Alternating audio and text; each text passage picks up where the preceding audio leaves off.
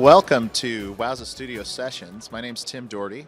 We're broadcasting live from NAB in Las Vegas, Nevada. This is also being presented by LiveX. They're doing an incredible job with the production here.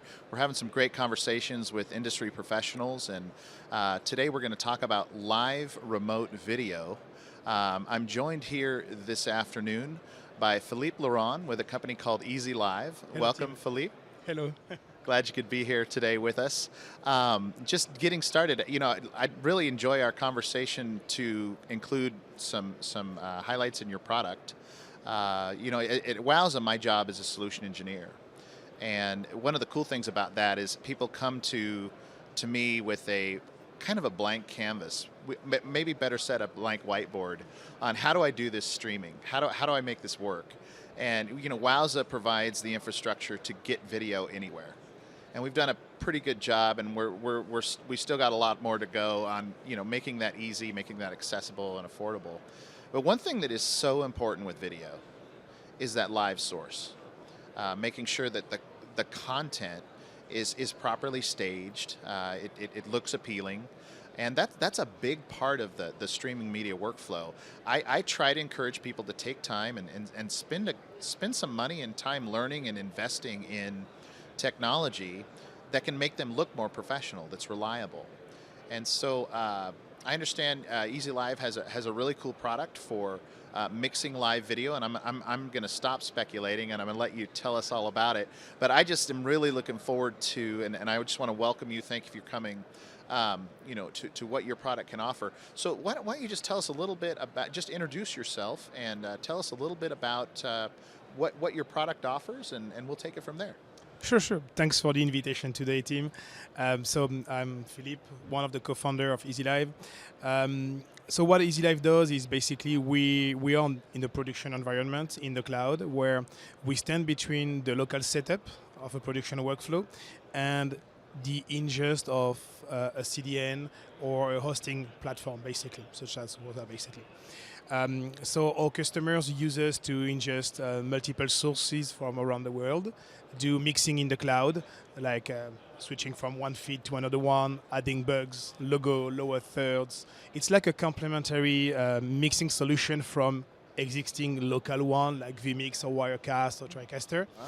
And so they use us to do remote production with this, and then we distribute the feed to multiple destinations with professional settings, like we do transcoding, and we guarantee the delivery to any destination, like Wowza, for example.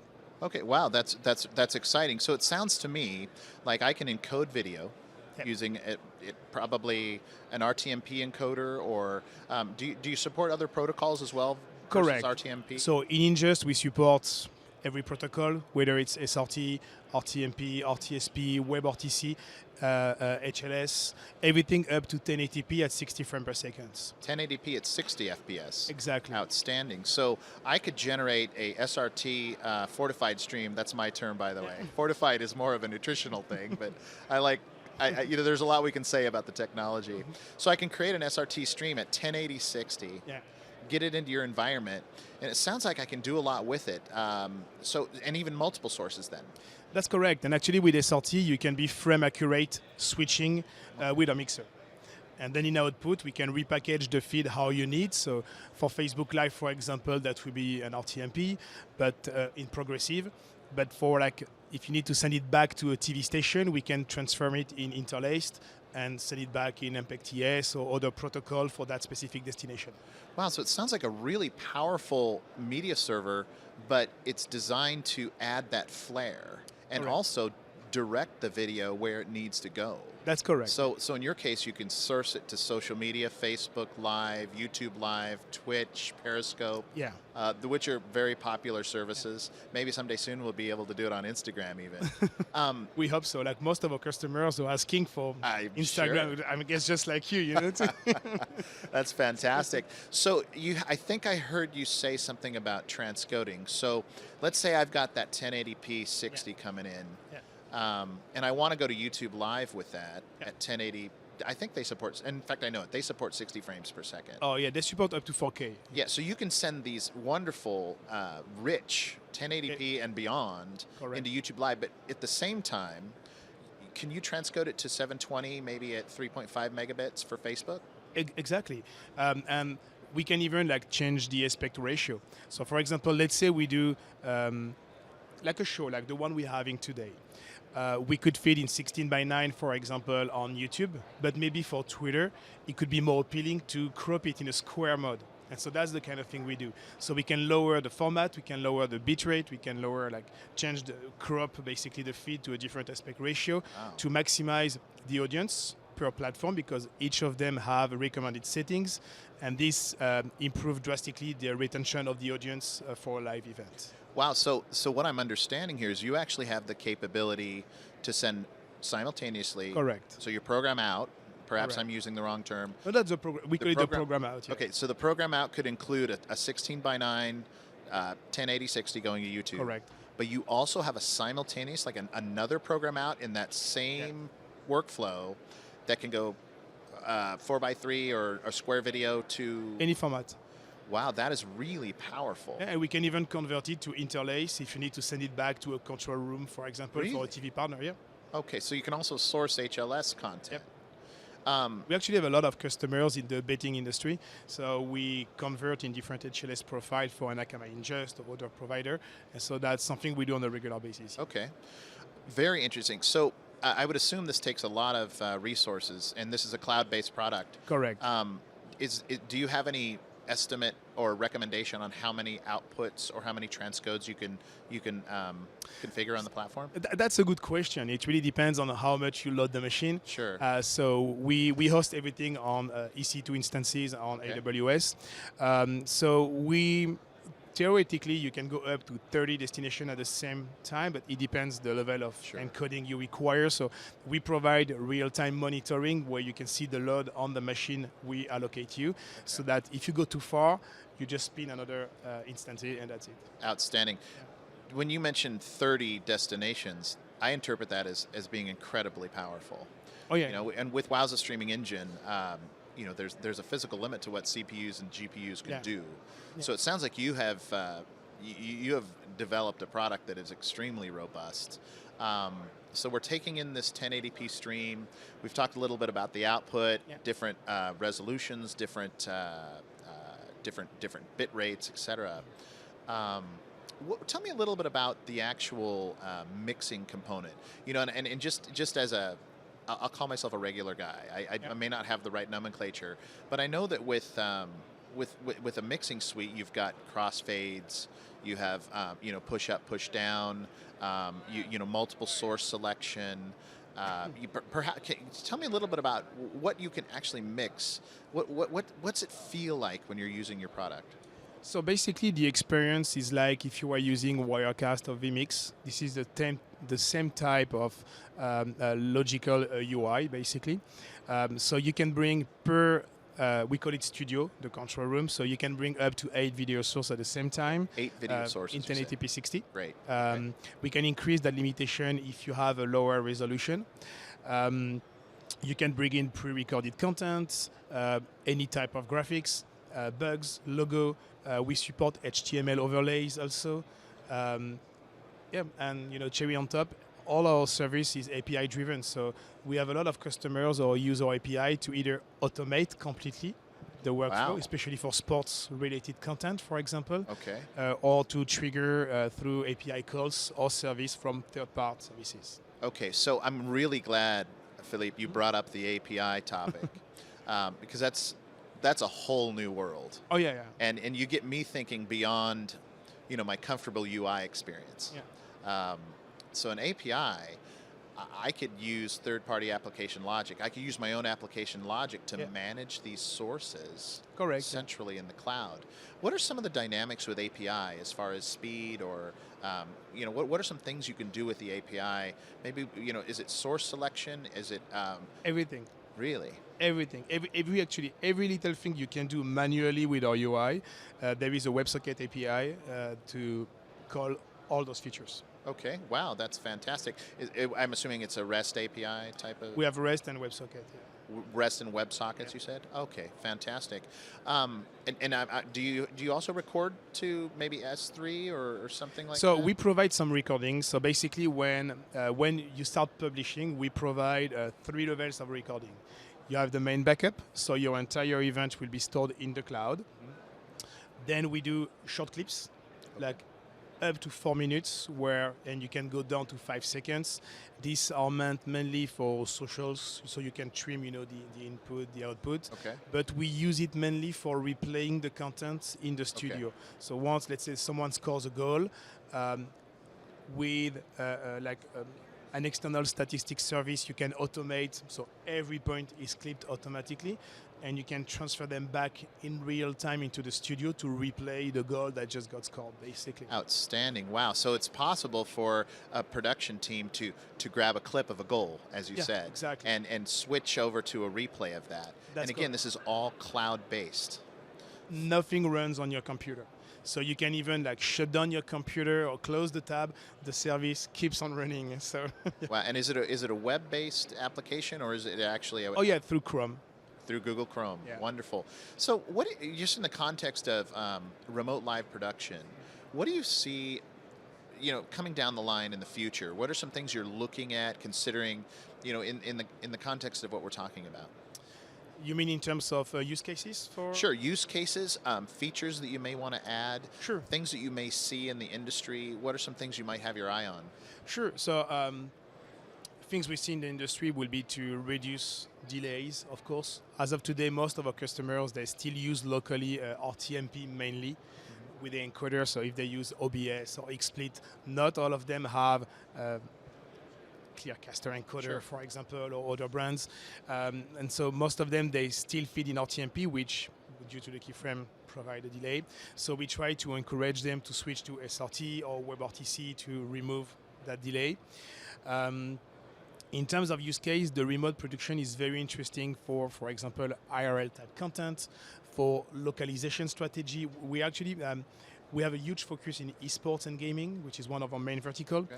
And most of our customers, whenever they go live, they send us a clean feed where we initiate multiple studios. So we duplicate the ingest. This is just once the feed. And in each studio, they have remote commentator where they apply local languages for graphics and such. So the same content, you can follow it in Spanish, in Korean, in French, in German, in whatever language. So it's very easy with a solution like ours, for example, to recreate the workflow of the World Cup, not having production trucks everywhere and a lot of stuff, sent to the event. So that reduced the bill significantly for producers.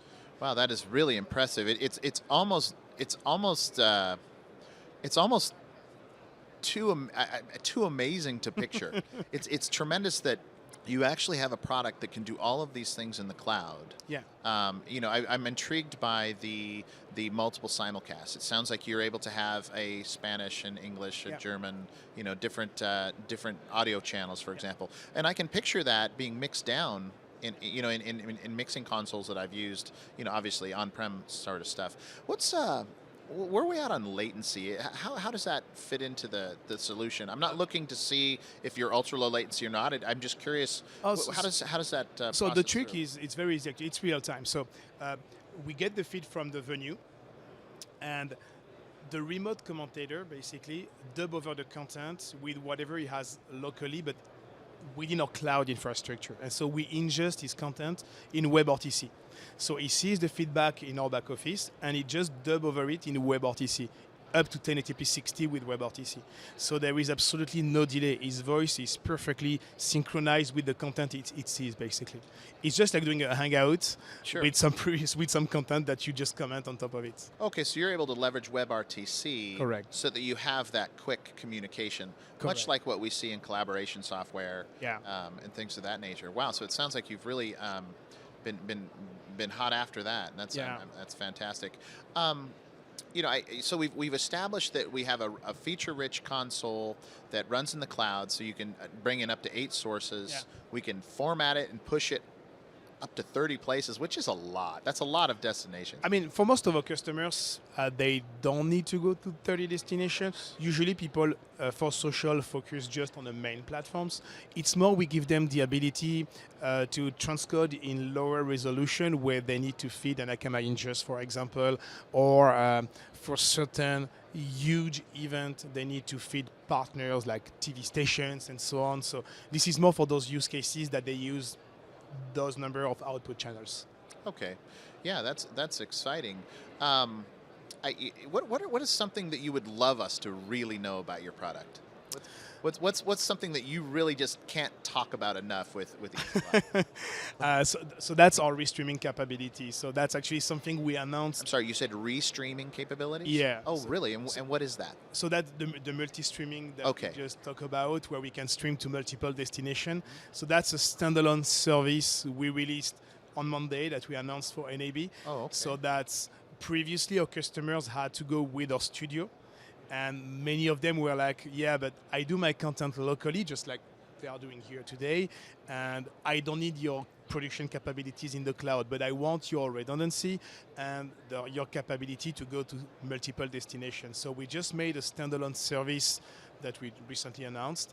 And so that's really the part that we are communicating a lot today. So you have a restreaming capability, so I can push a stream using SRT or something of that nature to your service, and you can restream and make sure that those streams are stable down to those other destinations. You mentioned redundancy. Yeah. Share a little bit about that. What is redundancy with EasyLive? So basically, every live source that we receive is independently protected, meaning that if your feed die for whatever reason, network issue, your encoder crash, things happen in the production world, we trigger automatically a backup.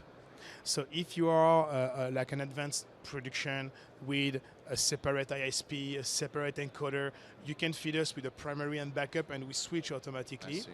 If you just have one encoder, we trigger automatically a slate that you can customize. So be right back, technical difficulty type, or a looping video. And this way we guarantee that even if the communication with the local setup dies for whatever reason, we keep on feeding content to your different platform to not lose your audience. Okay. Wow, so this product is matured. There's so many capabilities. People love to hear about redundancy. Oh yeah. It's so important. That's the number one feature our customer loves. That's your insurance policy, right? So you don't want to lose your audience. You do not want to lose your audience. I was just speaking with a very premier broadcaster last night at a gathering, and they had to deal with up to 6 minutes of dead air, and it was because of a redundancy issue. And it's funny with media how when it goes well, people are talking about the content. They're talking about that soccer game, right, or that football game. When something goes wrong, all of a sudden we're front and center as the media engineers or the people providing it. So that's just the nature of the beast. I don't think you can get away with that in production at all. I'm just curious. I think I heard sports. I would love to know about the customers that are using your product. Yeah. Just give us an idea of who has had the opportunity to take advantage of what you're offering. So enterprise level customers, so B2B only. Our customers, so we work on different verticals. The two main verticals are esports and sports. So we work with companies like Capcom, the Los Angeles Rams, Paris Saint-Germain in France, for example. So this is the type of customers we work with. Okay, great. And how can we get in touch with you? So very easy. So here at NAB, we have two partners doing demo for us. One, which is a hardware provider in Central Hall, PTZ Optics. So they can show you how to integrate your local assets with us. And here in a soft upper hall, we have a QVest Media just behind us, where that does the cloud integration with us. So the other side of the business. Otherwise, through our website, goeasylive.com, where it's a SaaS service, so you can sign up for free, no credit card, no contract. I'm going to sign up. And you can test for free for 2 weeks. We actually provide solution engineers that help you during your trial for free to make sure you're successful with your trial. And then you see if you want to, take a pipeline with us? Well, I may have told you, we may have covered this in our conversation before we went on camera, but I certainly want to bring it up again. I have been looking for a long time for a suite of services that I can recommend to folks when I talk about Wowza with people, where they can leverage, they can take advantage of these production services in the cloud. I can't wait to get my hands on it. I do want to say thank you. I learned a lot in this conversation. I'm excited that Easy Live is there. I look forward to learning more about it as I get my hands on it. And I'd love to give you another chance. If there's anything we might have missed, please just let's take an opportunity to put it out there on camera to people watching here on Wowza Studio Sessions. But you know, anything else you'd like to share? No, thank you very much for the chat today. It was very interesting. Thank you for being here. Thank you for joining us on Wowza Studio Sessions. We're live here at NAB in Las Vegas, Nevada. Wowza is located in the South Hall, second level, and you'll find our booth. Just look for the big, bright, orange Wowza sign. And again, thank you for joining us. We'll see you soon.